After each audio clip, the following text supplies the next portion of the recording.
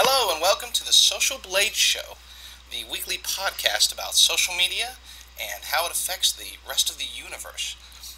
I'm your host, J.D. Rucker. We also have with us today Pat. Pat, introduce yourself. Patrick Parise, Genocide 3112, R.I.P. R.I.P. Good enough. Aaron. Hi, I'm Erin Ryan. I'm at For You to Wear Too, and I have 3 online stores, and I love social media. Great. Ergo. Hey, I'm Ergo, aka Jason, aka First Dig, creator of the Social Blade site, and sort of engineer of the show here. Mastermind, it seems. And last but not least, Wonderful. the esteemed Victor Barrera. What's up, everybody? I'm Victor, better known as VT Barrera across a few social media sites, and it's good to be here. Excellent. For those who only see me... Before we begin, I want Aaron to pan up and go to the 10-minute, 12-second, or 10-hour, 12-minute mark where Amy Vernon called me Patty P. See, sociably acceptable and quite all right to call me Patty P. And Patio Green isn't? What? No, I'm not Irish. I'm Italian. Okay. See, but the thing is, we can call you names that are questionable, Pat, because you're a football coach. You're a man's man, and I don't think there's any question as to whether or not, if we call you Pat or Patty, that it's going to have any negative connotation towards you. So. Yeah, I would take it that way. It's all good. Exactly. Now, they can't say that about me because I don't coach football. So I have to be JD, the man's man. Fair enough. Man's man. For those of you who are new to the show, which is probably about 95% of you since, this is our show 0.57, we'll call it. We did a show last week to test. Victor, you can't type. You're so loud. Sorry about that, guys. Sorry. No more time. Machine guns in Victor's background. This is our basically our tester show number 2. We are going to consider it show number 1, and we're going to run with it as if it's a real show, but there will be hiccups. For those of you who do not know, you can go to socialblade.com/show, and you can see the show notes for today. There's also a duplicate of the Ustream broadcast as well as the chat. So you don't even have to go to Ustream. You can just go straight to the show, follow along, see what we're going to do, and participate. The key to this is that we're going to do this differently than most Ustream broadcasts. We want you to participate. We want this to be social. It's about social media. Therefore, we're going to be taking calls, bringing people in, answering questions from the chat, and keeping it as live and as fresh as humanly possible. So, without further ado, as I turn off my telephone, my wife's calling as if she doesn't know that I'm doing a show. Oops. Or go ahead, Aaron. Oh, you got her. Okay. Aaron, by the way, is your show back up yet? Aaron? It is. It is. Let me go ahead and add you back. While I do that, Okay. Pat, do you have anything to say about the show? Any thoughts going forward before we get the official roll on? That was a question for Pat. How are you doing? Everything's breaking up right now. We can hear you just fine. Jason, can you hear me? I'm hearing you now. I think someone was making noise and it was cutting you off, that's all. No typing. No typing. Victor, no typing. Pay attention. Pay attention. Victor, are you with us? All right. Let me try to grab her. In the meantime, Pat, tell us the genesis of the show. How did the show get started, and what were your goals? Because you really were the mastermind behind it. Well, all I wanted to do was basically have an avenue where I could come in and, I don't know, just where we could talk about social media. I really enjoy the drill down, but they cover more of the tech and not so much the... And then they do cover the entertainment side of it, but they don't cover what would be like what the dig users would want outside of the tech division. When I'm looking at, and now, you know, it's not really right to say it because in the last week's show they did cover the Michael Jackson thing. They covered a lot of stuff like that, and they do hit on dig. but we want to try and bring it from a different angle and tie everyday news stories in directly with social media and what a news story does to actually affect social media. Exactly. Agreed. It seems as if Ustream the same problems that everybody seems to have, except for Ergo. Ergo seems able to do just fine, but Andrew Sorsini, Mr. Babyman, who is the host of The Drill Down, as well as myself, seem to be unable to get more than one person on videos. So I'm going to pull Pat down just briefly. We'll bring you back on here shortly, but I wanted to dive right in and get Aaron in there because our first topic is close to her heart. Hold Right. on. Very close. Show preview. And there is Aaron. Hello. Bear with me, and for those who want to see Aaron, all you have to do is push refresh on your screen. You may or may not have to, otherwise she should be right here. Right there. So, if you don't see her, push refresh. If you do see her, that's Aaron Ryan. Aaron had brought up a good story in the beginning. We were looking for some heavy-hitting news to start the show off with, and obviously the biggest news over the last couple of weeks has been not just the death of Michael Jackson, but then the sub-stories, including his memorial service, which basically flooded social media.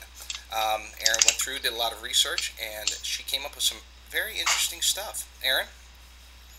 Well, it's been pretty interesting to see how Michael Jackson has taken over the world, more so in his death, I'd say, than in the past few years, career-wise. However, he's just been crazy. He's actually, ever since his death and his memorial, he's bigger than Obama was in social media.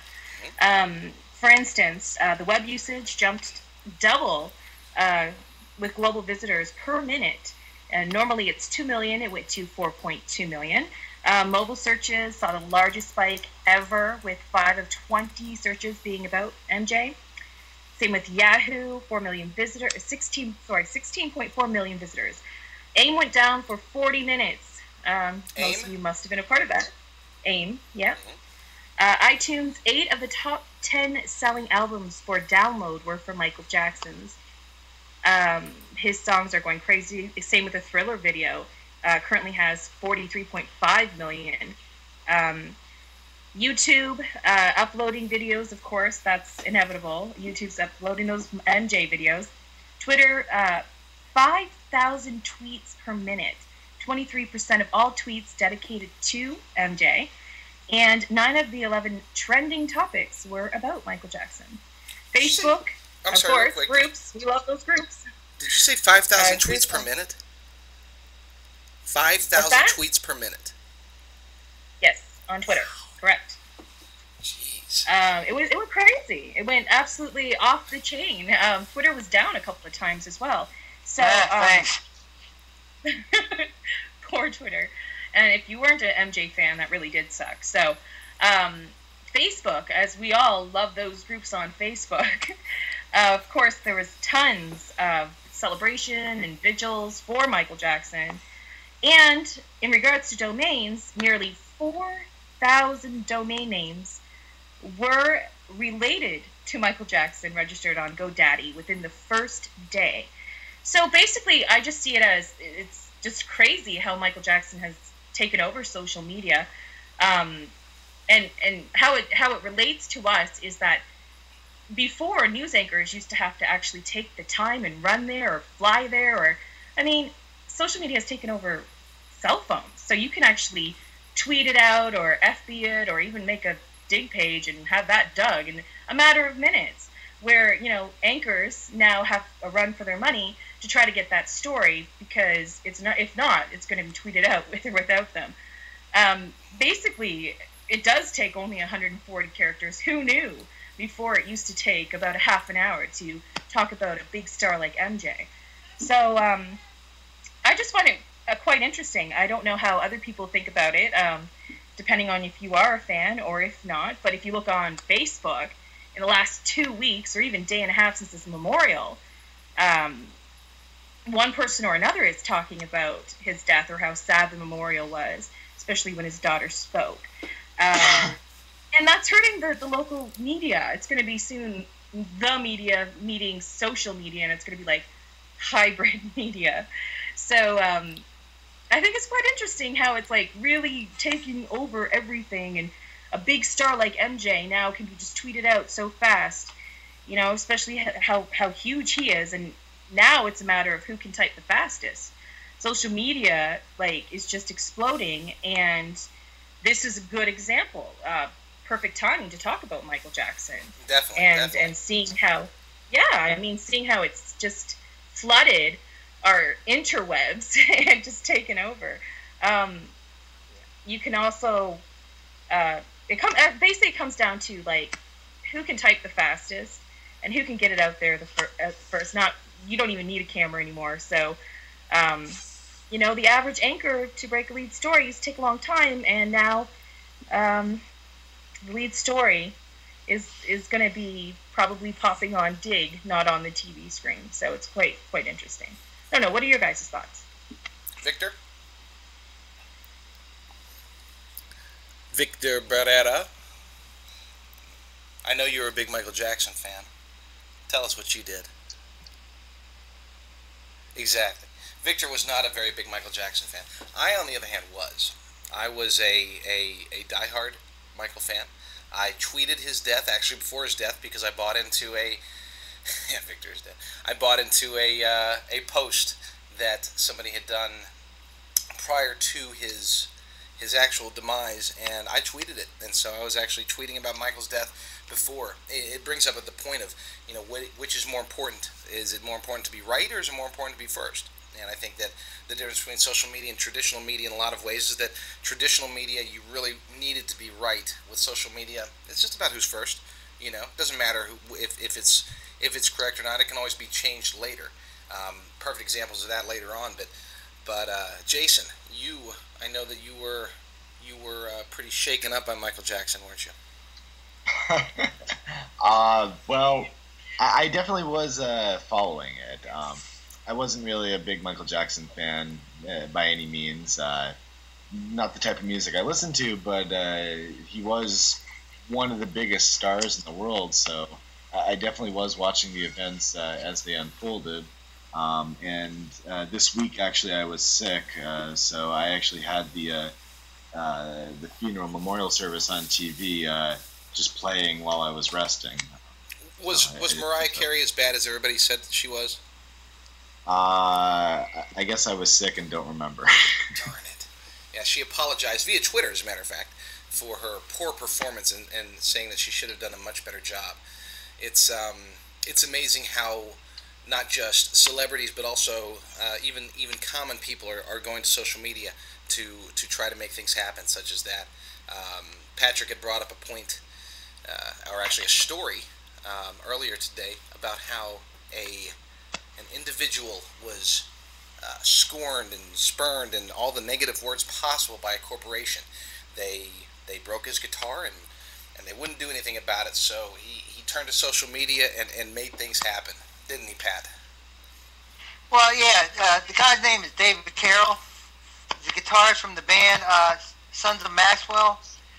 What had happened is, like you were saying, a baggage handler broke his guitar, or found out when he got home. They pretty much told him there's nothing we can do about it. So what he did was made this hilarious YouTube video, and I don't know, I looked, but I don't know who it was that submitted it, but it went front page on Dig, and it's a viral video on YouTube, very popular, 5 stars across the board. If you get, we'll put this link in here later so everyone can check it out if you haven't seen it already, because a lot of people have in a short period of time. Absolutely funny.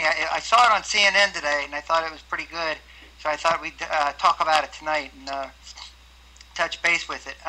It's like we were saying, it's a good way to use Twitter to get back at a company where you can just hashtag them, and they get that attention, and people see something like that. You there? Yes, continue. What are we losing it? Nope, you're fine. Okay. All right, so we're, I'm not good. I got high blood pressure now. 5 minutes before the freaking show starts. I don't know what happened. Um, no rain for 3 weeks, and then all of a sudden a thunderstorm 5 minutes before the show starts. Beautiful. But Don't worry. Anyway, it's a good opportunity for a little person that's not known to go up against a big person, a conglomerate corporation, even one that's failing like United Airlines, and go ahead and have your trial by your peers in social media. They don't want the bad publicity, and they were getting it in droves, and they opted out and saying, the big guys over there came, we got to change the way things are done. This isn't going to work, and I didn't realize it was like this. We didn't. We're going to fix it, and we're going to take care of this gentleman's guitar. See, ultimately got a little bit of fame, and his guitar fixed or replaced, and who knows which else is going to come out of it for him. No, totally, Pat. And, I think that what this example really shows us is that from a social media perspective, a brand's reputation, a brand's kind of general feeling amongst the population isn't really up to them. Brands can only go so far in terms of self-branding and really shaping their own image. Because if a company like United, kind of does this quasi-high-profile online country singer wrong, and they do a song about how they broke his $2,000 guitar, people are going to listen. I mean, if you look at how many views it got within the past week, it's been, I think, around 500,000. I mean, that's a lot of people looking at his experience, and it was a great video. I mean, production-wise, it was excellent. And like Alexia's saying, I mean, United is just hilariously full of fail, and as of late, it's just been so blown up on social media that they had to address it. They had to change it. They had to say, well, we're going to address things domestically, policy will change, we're going to institute certain policies so that, this doesn't happen again. I mean, who knows? It doesn't have to be a celebrity that you got to worry about anymore in terms of, making sure they don't get treated badly. It's average Joe on Twitter, because who knows who sees the tweet, who knows who's going to retweet. So the potential to maintain your image is tantamount. That it's up to the general population to shape how good or how bad or how much you suck as a company. Absolutely. Well, exactly. It's like it started out with basically letters you would write, or you'd make a phone call to customer service, or you'd send an email. And now it's like, no, just put up a video if you're pissed off, or tweet out something that's, usually sent in a Hallmark, and, say how you feel. It's like Twitter became this emotional roller coaster in the last 2 weeks. And, I mean, it's quite interesting to see how it's changed from starting out as, letters with an ink pen, and now it's gone into videos and like us talking about things that are going on, and it's quite interesting to see how it's changed. And I mean, United Airlines, I mean, they had to, what else could they do, right? Yeah, exactly. They had to, You're right. They had to man up. Well, you can. You're right. They couldn't ignore it. They couldn't ignore the general outrage, I guess.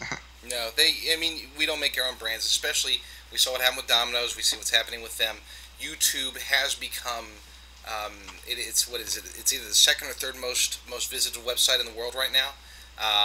More people spend time watching videos than they spend time reading emails. That'll happen for the first time in 2009. And they're even having gatherings. They're gathering together and shooting videos of people shooting videos. Jason had found an interesting story about that. The 789 gathering in New York City, which is coming up. Actually, it's already started, isn't it, Jason? Yeah, actually, the 789 gathering started on, oddly enough, 789, which was yesterday. Wow. And it basically is a gathering of YouTubers from all around the world, really, all coming together to sometimes meet each other for the first time, sometimes regroup with people that you've seen at other gatherings, and some people go to these things just to see YouTube celebrities up close and get an autograph or something like that. The main day of the event is actually this Saturday, when the most people are going to be there, but for the people that are coming from out of town, they sort of organized it where there's sort of tourist events that people are going to as well in the city. But on Saturday, there's going to be, at the very least, about 600 people. But if this is anything like the event that happened 2 years ago, which was 777, there was probably an estimated, I think, 1,600 people that showed up. 1,600 people from YouTube, users, viewers, etc. So they all have video cameras. Well, not everyone, but I definitely haven't seen that many cameras in one place. It's like the paparazzi, but they're just regular people. Are you going to be at the event on Saturday? I am, actually. 2 years ago, I actually had just gotten a camera for the first time, and that was really my first experience into YouTube, and I've sort of gotten hooked since then. So I definitely plan on going again this year. For people that are expecting to see celebrities, I was looking through the list, and some of the big names that are going to be there are like What the Buck, Charles Trippy, Gobo X, Dave Days, Naltz, and a number of others as well. So, I mean... No Brad Pitt or anything? What's that? No Brad Pitt or anybody? No. Like YouTube celebrities. People that are big on YouTube, yeah. What the Buck? Yeah. So how about that DeFranco guy? Is he going to be there? I actually think I heard somewhere that he's not going to be there. I'm not sure why, but I do remember seeing something that he's not going to go.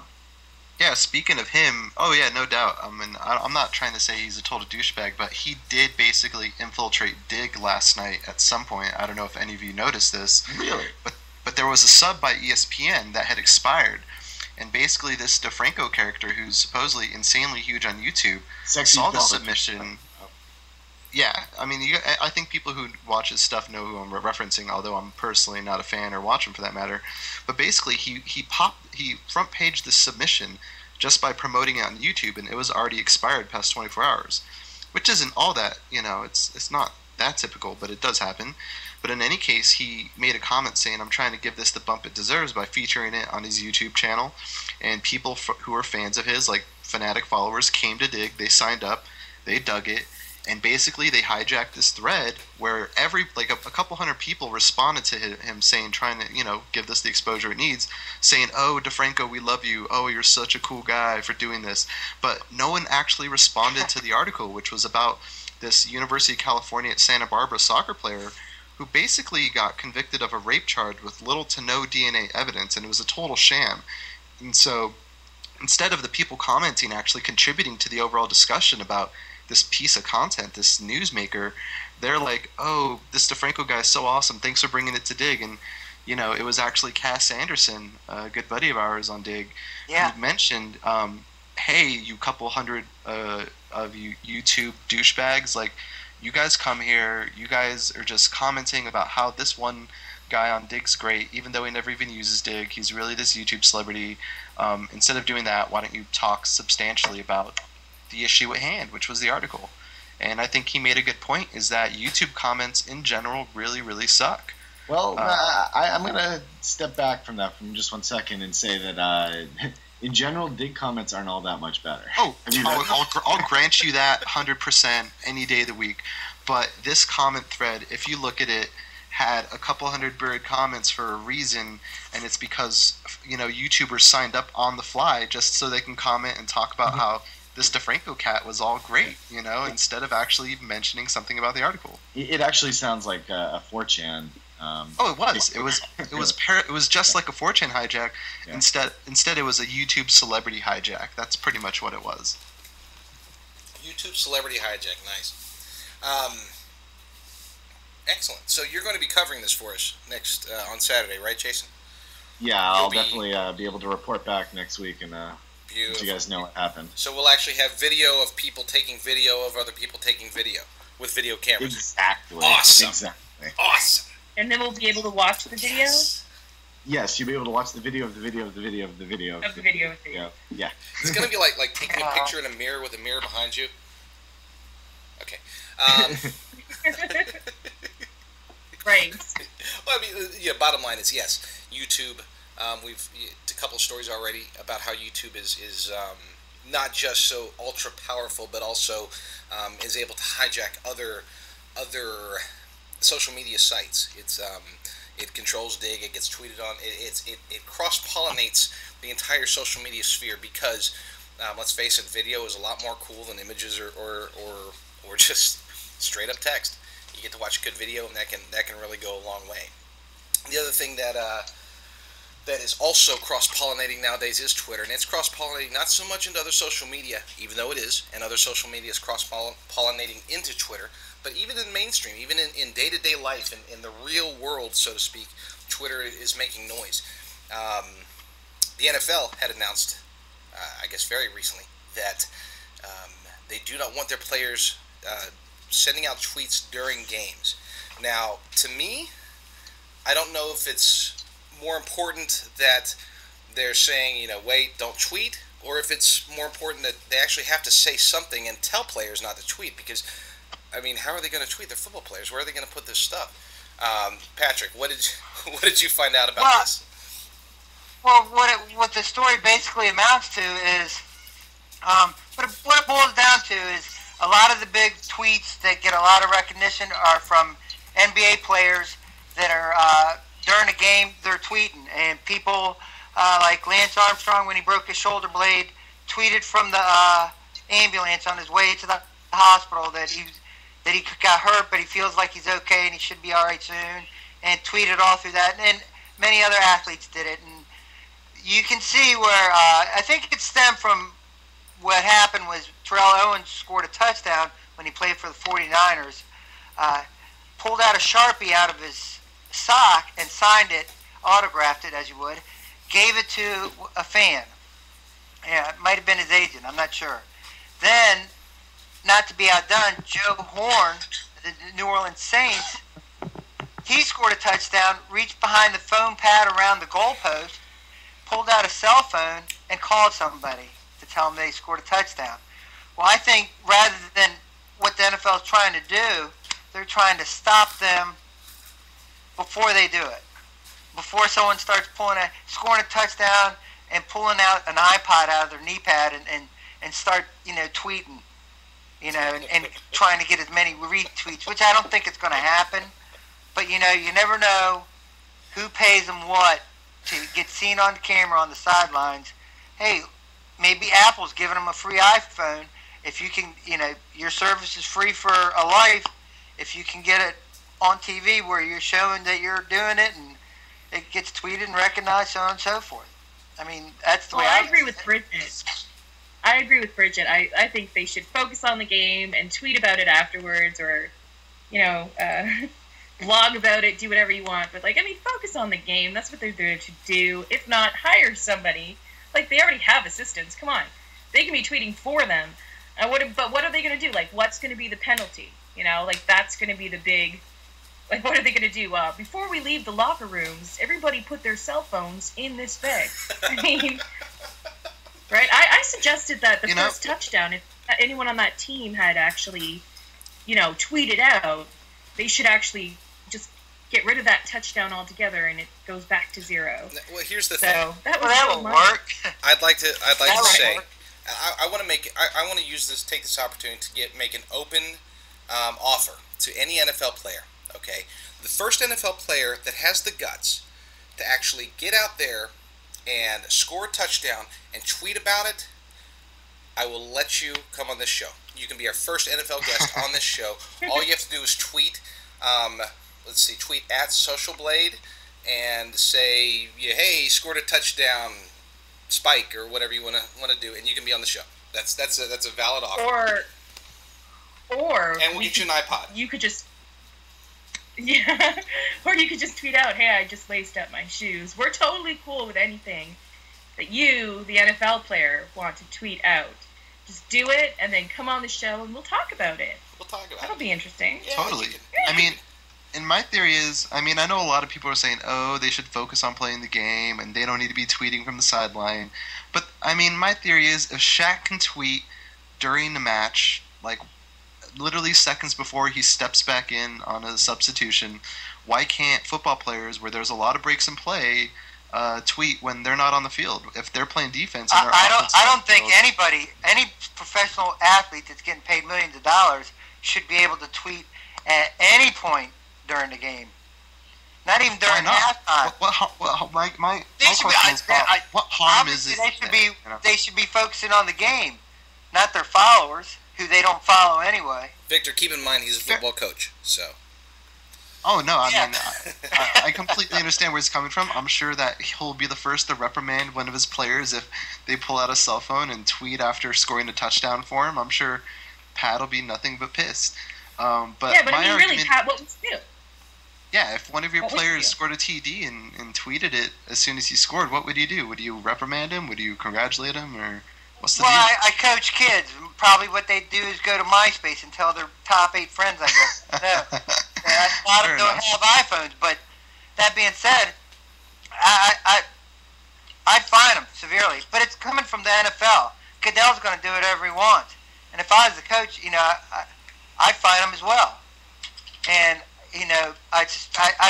it depends on the situation. Like, he did it from the locker room, and no one found out, and, all right, dude, don't do it again. But if the NFL found out, and you're on the sidelines, and, you're flashing the iPhone to try and get advertisement dollars or something, dude, no. How much money are they paying you? Not enough. Oh, yeah, they're paying me $100,000. See, that's not going to get the $150,000 fine you just got. See what I'm saying? Fair enough. Fair enough, and the reason is Roger Goodell, who has just been an absolute stickler in the context of punishing players for behavior and such. I mean, I can see him just slapping out massive fines for players that tweet during the game, and a lot of it's because Chad Ochocinco Johnson, he kind of set the tone, saying, "Oh, I'm going to be the first NFL player to tweet actually on the field, like while he's playing." That was his goal, and Roger Goodell overheard this, and it was reported on ESPN, Sporting News, even Mashable reported it. But Roger Goodell's like, I'm not going to have that. He's the kind of guy that would rather stomp out a negative trend in the sport before it even starts. And so I would have liked to have seen at least one time someone tweet on the field after a touchdown or something. Like, that would have been cool. In the same way Terrell Owens signed the Sharpie, or Joe Horn used the cell phone. Like, they did it once. It wasn't a consistent issue. They got punished. That was that, Well, if they back then, Rozelle probably didn't think that he had to come up with the rule. If you score a touchdown, you're not allowed to pull a cell phone out and call somebody. All right? And then the same with the Sharpies. The only one that should be allowed to Twitter is if the Bengals go into overtime and the players need to let their probation officers know that they're going to be late. That's the only people that should be allowed to tweet during a game. Okay, we'll have the Bengals Fair Twitter enough. rule. Good one. That should be a website, the Bengals Twitter rule. One of the things that I mean, soon enough, it's probably going to become a part of the game where the refs are going to get in on it. And pretty crazy. they're going I to tweet mean. their calls. It's weird. Face mask Back to at Jason. number 84.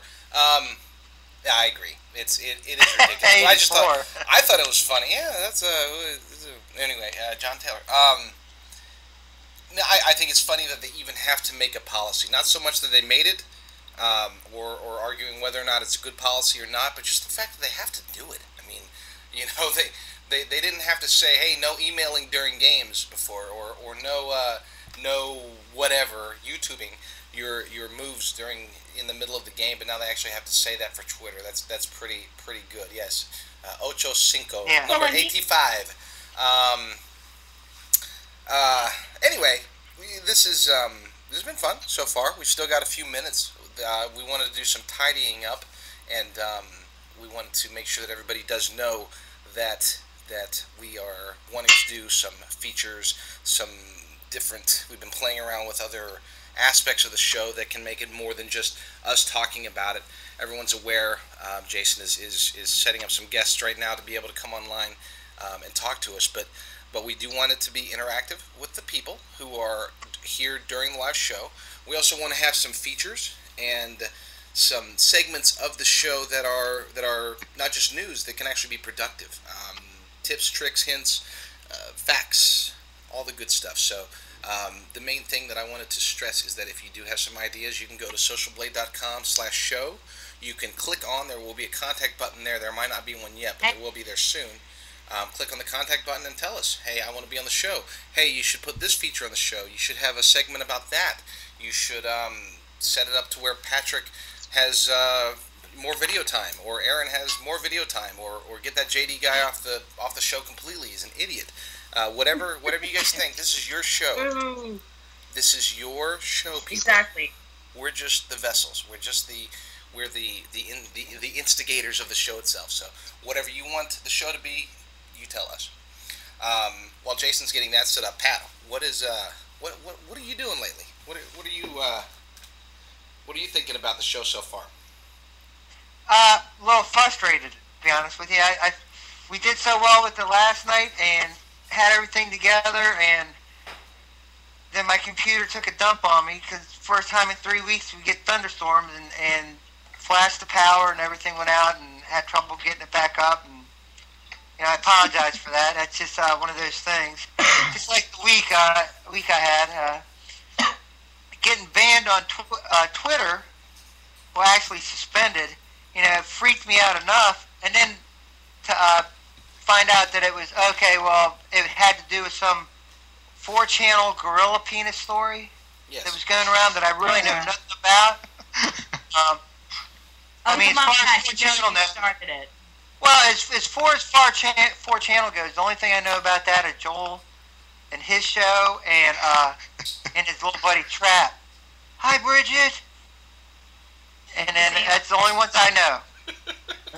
By the way, guys, while we're just talking about randomness here, I wanted to say that we have Amy Vernon joining the show here. Hi. Yay. Amy Amy. Vernon. Hi, Amy. How you doing? Hi. What's your dig username? What's Just my kidding. big username? Just kidding. Amy Vernon. I've never talked to you. This is awesome. How are you doing? I'm great. I was telling Jason that I was on the phone with a friend of mine who was like freaking out because everyone's being laid off left and right. So I missed like pretty much everything before the football Twitter conversation. That's all you needed to know. Oh, you missed the best part. No, all I know, I had it on mute, and like all I know is that like I kept having to refresh because Pat kept disappearing from my screen. I had to keep taking him off because he kept taking his clothes off. So. Something about taped nipples, though. Yeah. That might be a later show. Exactly. Hey, Pat, what do you have? You know Amy the best. Why don't you? While we got her here, let's see if she has any questions or if she has any answers for you. Oh, any answers, right? That's for you, Pat. Oh. No, I mean, sorry. No, I'm just, I don't know. I appreciate all your digging that you've done for me in the past. Amy and I've talked on I Am a lot. Very good friend of mine. We talk to each other about dig and social media and other things, and just a good person to deal with. She's like most power diggers, very approachable. She asks for one, she gives you one. If you ask for 2, she'll give you 2. If you ask for 5, she's going to get pissed. And that's just the way it is. I mean, you can't do that. And people do that, and they get hammered. At one point, and Amy will verify, I asked her one day, how many times do you get asked to sub during a day? And what was your answer? I don't even remember, but it wasn't as much as Genocide was. Yeah, and my answer was 30, and before it was 11 o'clock, I was already at 16. Yeah. And, I mean, I just get hammered. And some of them I really like, and some of them are just... I hate it. Actually, what I hate is when I get asked to sub something that's, like, really great, and I've just subbed something that's, like, fine, or what, I never sub anything that, like, I can't, like, live with subbing, but...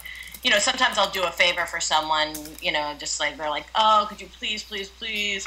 And so I'll sub it, and then like 5 minutes later, like a pop mech falls in my lap or something, and I'm just like, I can't do it. Is that the same way people feel about when you're tweeting and someone puts RT at the end of it? Is that, is that the same kind of feeling you get? Does it annoy you? Like... Oh man, I just want to say that. You know what? If I retweet a tweet that has "please RT" at the end, I always take that off.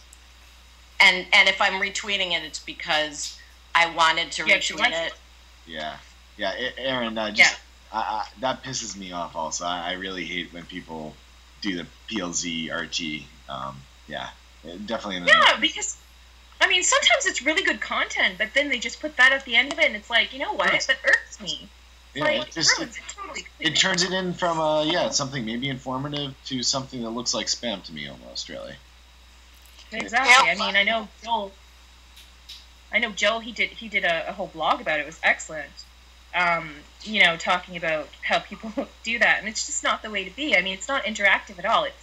It's demanding almost, and it ruins a lot of things. So, Web Addict, he's on here, so he did a great blog. You guys should check that out. So is that the way you feel about when people are asking you to sub for Dig over and over and over again? You kind of get like, okay, this is good content, but this is getting kind of annoying.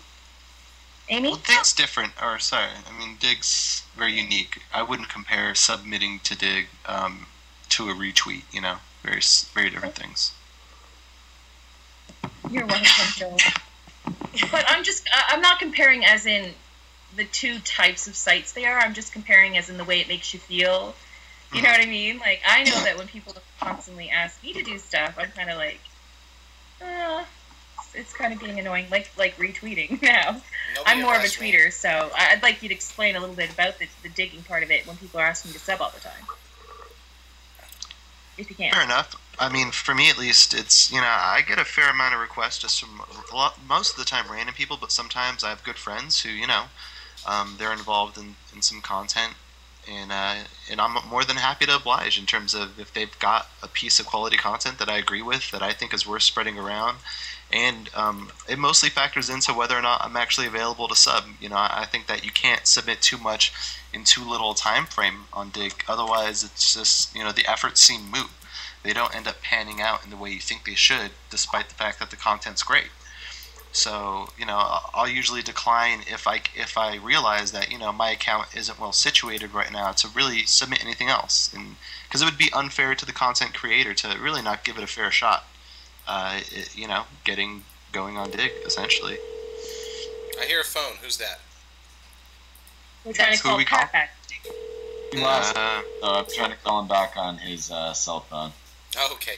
I wanted to. There's a whole lot of chatter over one particular subject, and initially I was going to bring it up. You have reached the voicemail. We should have left a message. Darn it. I think that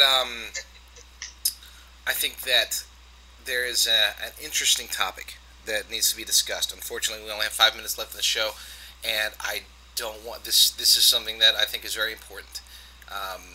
It is something that really basically comes down to. This is one of the reasons that I wanted to be a part of the show in the first place, was to discuss some of the more hard-hitting social media questions. The question comes from, and I'm not going to use this person's name until I get a chance to talk to him. Maybe we can get him and Joel and a couple of other people involved in this discussion on the show next week.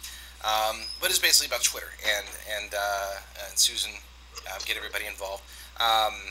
Twitter and how the following, the growth, the quality, the level of engagement, all of this good stuff. There's a lot of questions because I always have the debate chat-wise and even on the phone with people who are, they see that I have a decent number of followers, and they say, how could you follow that many? Aren't they mostly spammers? 20%, 50%, whatever.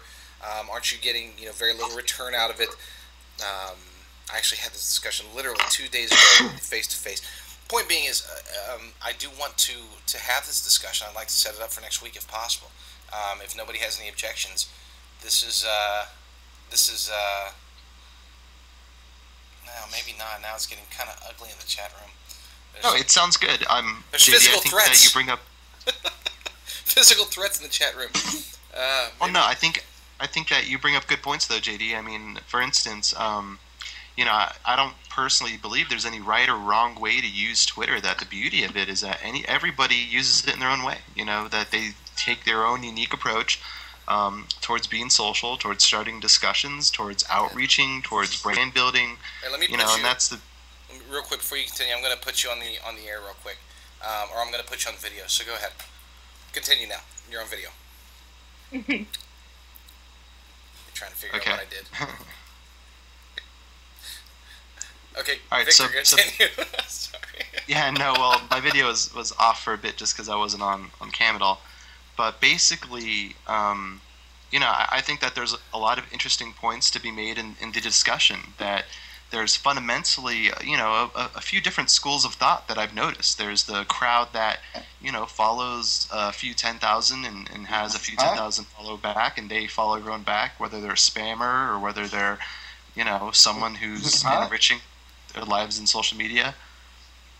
But essentially, I think what it comes down to is that no matter what your cause, no matter what your purpose is, you'll find a way to use Twitter that fits you, that fits your identity, that fits your style. Whether you're representing a brand, your personal self, a website, blog, whatever. And I'm really intrigued into the different types of ways people use Twitter.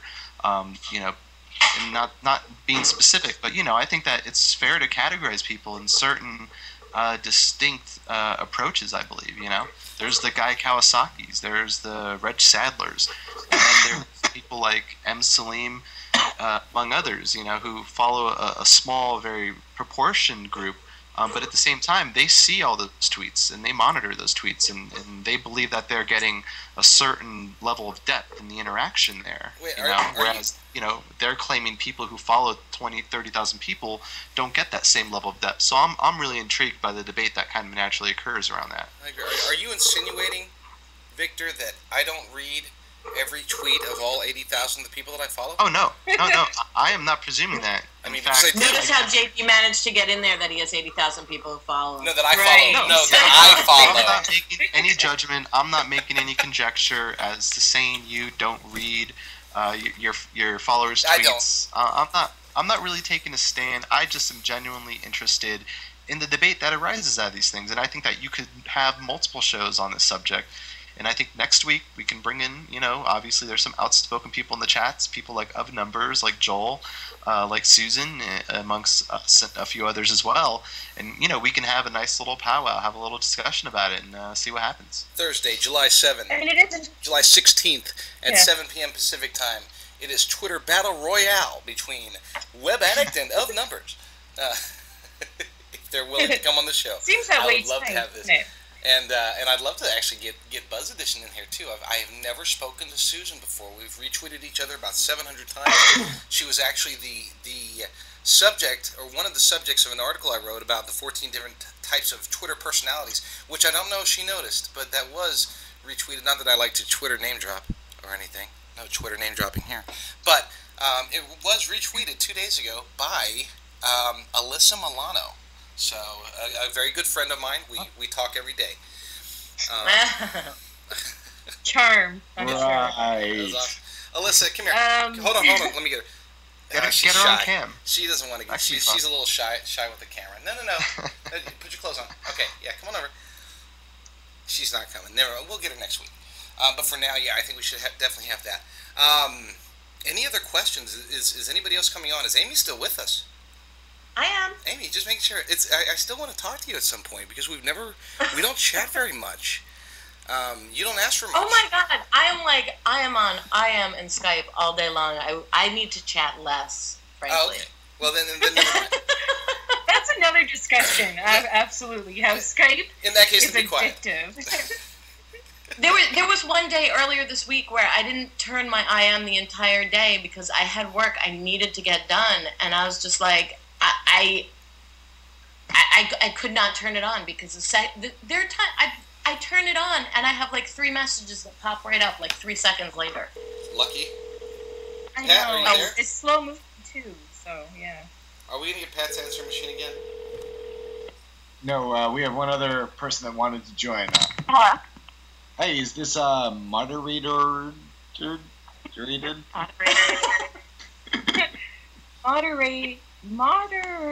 Say it for us. Yeah, moderator reading. Do you have a real name that you'd like to share with us? Or can we call you Yeah, Ben? sure. No, you can call me Mel. Mel. Okay, Mel. Okay, better than moderator rating. Hi, Mel. Can you say that 6 times fast? Moderator rated, moderator rated, moderator rated. Okay, sorry. Go ahead. Oh my god, it's so hard to hear over all you guys talking. Then I will shut up and let Ergo take the lead. Yeah, well, you were actually the first person that contacted us saying you'd like to get on the show today. So, what do you think of the show? Well, what can we help you out with here? Comments, replies? Yeah, actually, the one thing I wanted to talk about was how sad Dig's front page has been looking lately. How what? Oh, really? How sad the front page of Dig has been looking lately? Is it because we're not on there as much? I like Specific that. Probably about a users? year ago. I remember when submissions were hitting, 8K like every day. Ah. Now we're barely hitting like 2. I saw. think that- Oh, that's- you're that's talking really the about not content, the content, but rather the Traffic. number of digs. Yeah, the actual numbers of the post, like I the totally amount of agree. people that have left. I don't know. It's just remarkable. I noticed last night. I was working. I was watching the front page pretty closely, and I went to page 2 of the front page, and there were 2 stories that had not hit 100 digs. Okay, these are on page 2. So dig.com page 2 or whatever, the second page, and they were sitting there with like 75 digs. They'd been popular for over 2.5 hours, and they hadn't broken 100 digs. You would never have seen that of a front page story if it didn't get 70, 80 digs, or if it didn't break 150 digs in the first hour, then that means it was probably getting buried, and it would have been removed from the front page. Period. These ones were sitting there, made it all the way to page 2, and 2 of them had. Now, granted, one of them was a sports story, but the other one was a movie story. It was actually a very good one. I was so disappointed that it's sitting there with like 85 digs after 2.5 hours. So I wholeheartedly agree with you, Mel. That's my 2 cents. Front page is at 34 and sits there. I remember posts, going to 100, 150, still not front paging. Right. Still even happening today, and they're letting these things get by with under 50. But it So why do you happens think 'cause- Sorry. Oh, sorry. I mean, I have my own theory as to why that is, but go ahead, Amy. No, well, actually, it's Aaron. But I was just going to ask. Oh, sorry about that. That's okay. I was just going to ask, why? What are your theories on why it's changed?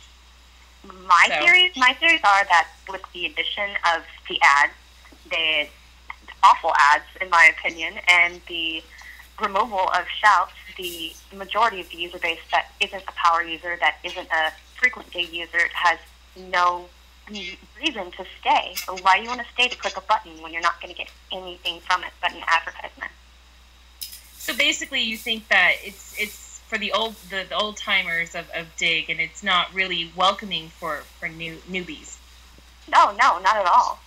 I remember when I was Well, a newbie, it was much easier to, talk to people because I had the shouts and I had, the, formula to see what people are doing and learn how to do it. Now it's just like you need to know what you're doing and your post is listed at 1 forever, no matter what you do. No one's going to friend you, Also, have to guys, be part of the click already. I just posted an example in the chat room here. It looks like, I'm not sure if this is the one you were talking about, JD, but there was a story, Wall Street Journal, Iran's hardline fuels Iraq attacks.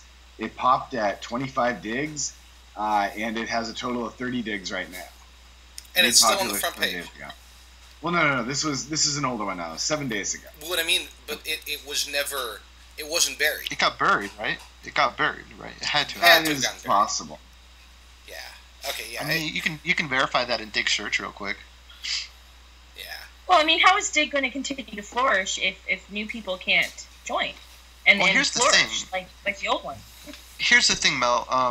I actually think that Dig has shifted their system so that the average digger, the person who usually would never get a front page, is now getting front pages. That when Dig alluded in a while back in the town hall saying that only 1% of the Dig population is actually going to be affected by this massive overhaul in the algorithm, they were talking about power users. They were talking about people who get 30, 40 front pages a month, who now are seeing considerably less action on the front page, because what they're doing is that they're allowing people to jump into Dig who usually don't spend a lot of time seeking out quality content or even submitting quality content for that matter, and basically their accounts have super low thresholds. They can submit a cracked article, they can submit an XKCD article and hit it. at a fairly low dig count. Whereas someone like me or Pat or JD, people who have, or Amy, or people who have higher thresholds, I mean, we've seen astronomical dig counts and stuff not hit the front page. And the truth is, it's not really about the number of digs anymore. It's about the quality of the response, supposedly. I'm still new, so don't lump me in with you guys. Yeah, I don't know about that. I've seen a lot of really bad content make it to the front page. I've seen crappy content. There's so much quality content I've that seen never even crap. sees us. I've seen utterly horrible content make the front page, and that's the truth. And the truth is, it's not the power users who've been here 2-3 years submitting the crappy content. Unfortunately, as people would like to think, it's the people who have been here for 2-3 months that are digging 150 every day, exchanging stuff via IM, that are pushing, quasi spam on the front page. And so I've seen Dig basically degrade the front page to anyone and everyone can hit the front page just so that they can gain newer users and start getting them to be loyal and start using it every day. Pretty much. I mean, that's my opinion, at least. Okay, I had one more point to bring up with you guys. So, what do you think the future of Dig is going to look like with the addition of Google Wave? With Google Wave, I mean, I love the concept of Google Wave. I'm not sure how it'll factor in, because the truth is, it's only the elite social media technology bloggers and commentators that have actually gotten access to Wave. I would have loved to have used it by now, but I'm obviously not one of those people. So I don't know. It's hard to say. I mean, philosophically, it's a great way to share stuff in real time, more so than Twitter, technically. But who knows? I couldn't speak on the impact of Google Wave on Dig, supposedly. My personal opinion, because we're supposed to have something like a content page section with the Google Wave, right? A what? Like a content, like a post page that you can... Well, what it does is that Google Wave allows groups of people to edit rich text. So, for instance, if I'm running like a website or a blog, I can invite all the writers via Google Wave and we can collectively work on a feature article or something. So it's allowing people to coordinate on more than just a chat room. It's a place to share pictures, share information in real time, give feedback, and actually edit rich text in all sorts of art files via this live interface. Right. Yeah, like Adam said in the chat room, it really is like Google Docs, but just broadened quite a bit. But you can... So basically you can have a collaborative effort to make a post of some form, but there's not a front page that it's going to hit, and it's just based on sharing. Right. It really combines a whole lot of things together, but it's not really combining a Dig type of a thing. It sort of merges email, chat, Google Docs. and Google Docs together. So it's not really even competing with Dig, or no, going to be. No, what it can, though, not necessarily compete directly with Dig, but what it can do is make, for those who use Dig on a regular basis, the quote-unquote power users, and this is not speaking in generalities, there's a lot of people that don't do this, but there's a lot of people that do who will, like Amy had mentioned before, we get IMs every few minutes. Sometimes I have to do this show, I have to turn my G-Talk off and turn my Skype down, because if not, then you're going to hear beep, beep, beep, beep, whatever the noises are. I think that what Google Wave will eventually, what's going to happen as far as a Dig and other social media integration with Google Wave is right now there's groups, there's forums, there's Skype chat rooms, there's all these different things where people are able to scratch each other's back to get more digs and to achieve quote-unquote power user status. Whereas Google Wave, I can definitely see this expanding and becoming gigantic. In other words, it will be very easy for people to actually start integrating. I don't want to give away too much, but basically start integrating Dig, Dig buttons, Dig stories, links to Digs through Google Wave, through a collaboration of social media gaming that's going to get pretty darn ugly. And I don't think I should say anything more about it. This is what I anticipate. So we'll stop it there. What else? Anything else from Amy, from Aaron, from Mel, from Victor, from Jason, from Pat? If Pat's back. Joel mentioned something that probably could be discussed at length, but in terms of Google's Chrome OS, that was pretty big news. Ooh, yes. No, definitely. and they'll probably discuss it Mostly tomorrow. because people have been expecting that for a while, but I mean, I think it's really one of their first large steps at trying to take some OS users away from Microsoft. So it's kind of a battle of epic proportions in a way. Yeah, there's needed to be a third party for so long that even if it's crappy, I feel like it's going to do well. I still think one thing to keep in mind, though, you remember, I'm sure you guys saw the video about 3 weeks ago, what is a browser? And like 8% of the people knew what a browser was. You throw in the term OS, and now you throw in a third competitor.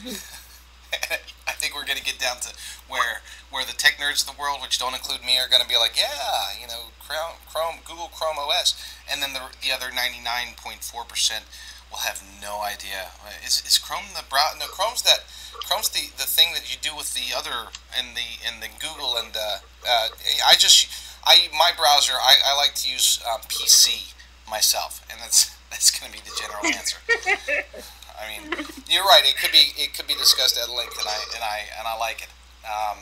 Then they probably will. I'll almost guarantee you they do it tomorrow on the drill down as well. But if you have anything, what I don't understand about the Google OS is like I keep reading these things where it's like talking about piggybacking on Linux, and so it's like, is it Linux or is it something? To be perfectly honest, I don't get it. I'm totally with you. I'm with you. I mean, Google Yay! Chrome is great. I really thought I was alone. You are not alone.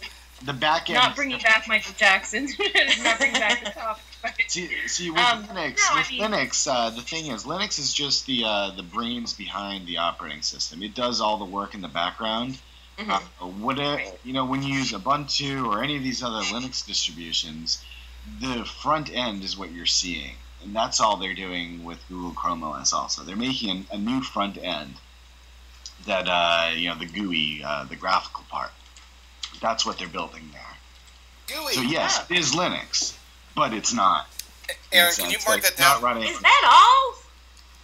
Pretty much, yeah. Let's mark that down as a topic for next week. Next week we'll talk. I mean, GUIs. other than it being Google, that's not really that big a deal. To me, I mean, I'm a Mac. Google is our friend. I love Google.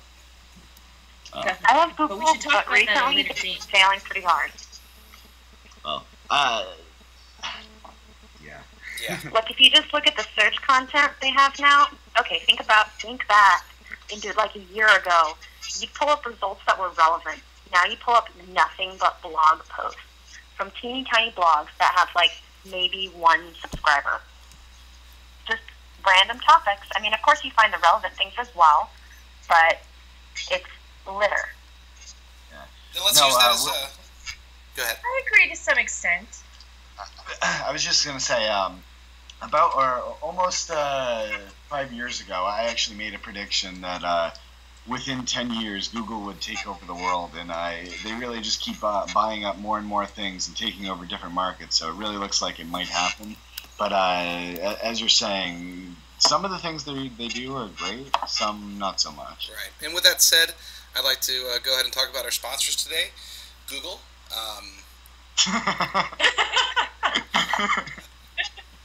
They pay Wow, us. I didn't even know it was a sponsor. That's google.com. Visit google.com. Regardless of what you want to do, if you want to do it, you Google it. That's what we do at Social Blade. Okay. That's right. I mean, I gotta say, yeah, I see the good and the bad to Google, but it's been a friend of mine, and I keep loving it. So I understand about the blogs, though, but I mean, blogs are very important too. Yes. Oh, of course they are, and don't get me wrong, I'm not switching to Bing or anything like that. I'm still a Googler. Hey, Bing's okay. There's nothing wrong with using Bing. The only thing I can't stand about Bing is it feels like a travel website. Like, okay, yes. The first time I use Bing ever, I log on and there's a picture of some villa. Yes. It looks like a travel website. And what's up with the name? Okay, whenever I think of the name, I think Bing. It's Bing. It's like, jeez. Yes. I need to search. I need to Bing. Okay, sorry. I jumped. I got excited. I binged. There's a travel website. I'm there now, and at the bottom of it, it's advertising cheap flights to just different locations. Oh, terrible stuff. Terrible stuff. I would never use Bing. I use Google. Google. I use Ask Jeeves. That's what I use. No, it's just Ask now. Remember? Oh, you're right. It's Ask. No, it's last time I used it was I like go to 6 Protege. years ago. I didn't even know that still existed. I think we have definitely gone off AOL search forum. AOL Does search. anybody remember Metacrawler? I loved that thing. Oh, Oh that's yeah. awesome. No, Oh, I haven't thought about that in forever. No, I remember there was another obscure search Alta engine. Vista, yeah. Alta Vista used to be my favorite. AltaVista.digital.com. No, I liked Alta Vista until I found Metacrawler. Metacrawler was my friend for years. Nice. I think Be yeah, honest, cool. I used to use and search. Let's not forget Cool. Yeah, what happened to Cool? Is It Cool killed still Google. around? Yes, it was the Google killer. It killed Google. We just missed it. No, hold on. Oh, so Google's a zombie? That's Yes. why my browser keeps saying brain. Yes. I remember That's using what can Cool never die. and remembering how bad Cool's visual representation of search results was just terrible. Like, so disorganized, no relevancy, no nothing. I remember It looked pretty, I guess, but according wasn't to all that Cool. practical. According to Cool, I was a dentist. So that's So, That's all I know. what search engine do you love, JD? I love Google. Just Yeah, wanted to hear you say it one more time. and I predict they're going to take over the world. Google world You could domination. do Google tattoo. Yes, that would actually be cool. Like, if anybody out there has a Google tattoo, I want to see it. That would be Oh, awesome. Seriously, jeez. someone go get a Google Alright. tattoo, come back, and we'll throw you on cam. Exactly. I totally agree with you, Mal. Oh, Absolutely. JD, no. Oh, sit down. easy there, JD, easy. What? They asked her You about don't my want- Google. No. I thought they were asking about your Bing. No, it gets really bad when my Google goes Bing. Oh wow! I think we have run out of time. Thank you all for Oh, joining. back. And on that note, Thank you all for visiting the Social Blade Show on at 7 p.m. Pacific Time, 10 p.m. Eastern, and 14:07 XM, whatever Canadian time is in Canada. It is 11:30 Newfoundland time when the Newfoundland? show starts. That's 11 Newfoundland. o'clock Nova Scotian time Yes. for all those Canadians out there. Yes, all 7 of you Canadians in the world, now you know when to go. Otherwise, we'll be here on Thursday nights, every Thursday night. Make sure to visit, I believe Web Addict has a show on Wednesday nights. I'm sure I'll post the link if he will, because I love my Joel Mackey. We have the... Who doesn't love a Mackie? Come on. We have the drill down on Friday nights Fridays. at 8:30 p.m. Pacific time, or way too late Eastern time. And Yeah, following basically. that show, even way later, we have the wonderful Late Net with Ergo, our esteemed technical genius co-host and father, Ergo. So he will have his show. Otherwise, we will Father. see you all. hold on 1 second. No father, at least that I know of. And also, Not yet. I mean, you wouldn't like it if we all started calling you Daddy? No, not so much. no, please don't. And Daddy also, Ergo. We'll call him so for the Durgo. rest of, until at least the end of July, I'm busy on Fridays. You're having a unfortunately. baby in July? Congratulations! Oh, Oh, great. Somebody post Okay, that now to I'm Nick. deleting the tweet. I was going to tweet out Congratulations. my big daddy. Never mind. Excellent. Anyone who wants to stay around, we can have a post-show, after-show discussion of how to improve the show, but I am going to stop recording as soon as I hear where we can find everyone. Let's start with our peeps who aren't on the show normally. Miss Amy Vernon, where can we find you when you're not on Social Blade? G-Talk is Amy Vernon Dig. And I'm not going to give my Skype because I'm just trying to have that. There's too much. Yeah, I always have my yeah. G-Talk open. G-Talk's plenty.